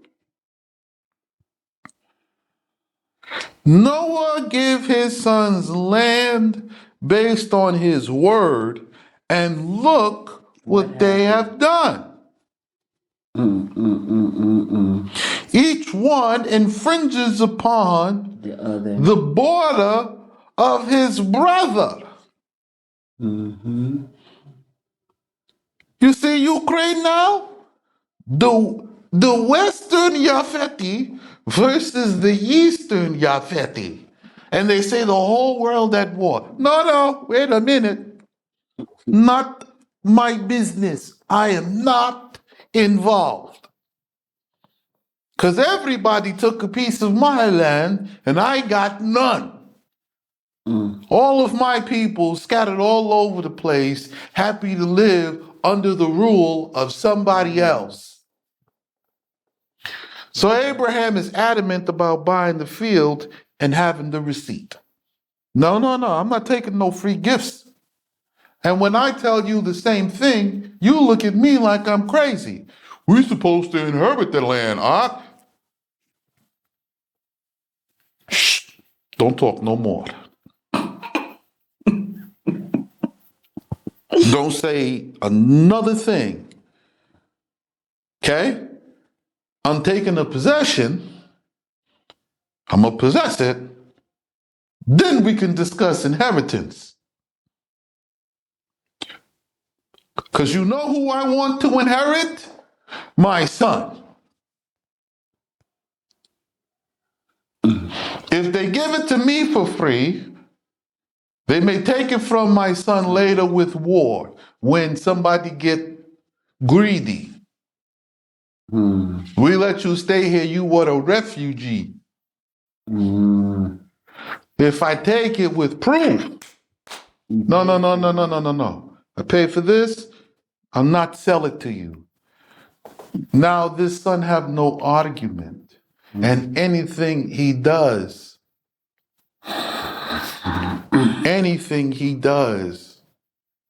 I can enforce the law upon him, upon my land. And that's why it's better to buy than to get free. They don't want nothing for free. The worst things you can get in life are free. Is anything free in life? Oh no, I give you a free cell phone. No. The plan bill, $200 a month for 100 years. That's not free. It's not free. There's no such thing. There is no free. And Abraham is adamant about this. So when I extend to you the same instruction, I expect you to now be the sons and daughters of Isaac that you claim to be and give to me for the buying of the land. I'll rebuild the houses. I'll make sure all the oversight and everything is set up according to the instruction as I am commanded. But it's your choice to move. It's your choice to do what is lawful and right. I will succeed regardless. I'm telling you, the member's on my side. I'm just extending to you for your sake, not mine. Mine is for my sake. Yours is for your sake. Everybody has a stake on the table. You see? Yes, sir. You see? Well, that's it for today, y'all. I hope y'all enjoyed the infomercial about nuclear war I put at the end of the video yesterday. And this is what's coming. Okay? I didn't make this video for the infomercial for war. This was actually on YouTube. I just stuck it on the end so you guys could watch it, but you can look it up for yourself. Okay? It says, what happens if during a nuclear war? You can look it up on YouTube. There's a bunch of little videos, but they tell you in the video that nuclear war lasts 7 hours. They have such a rapid response that once the first one is fired, it's 7 hours until like all the explosions, and after that, you're left with the fallout. And the fallout is, forget about it. There's no winners. This is coming. They have never made a weapon they have not used. So it's coming. All right. That's it for today. Anybody got something to say? No, you good? You good? Everybody good? All right. One.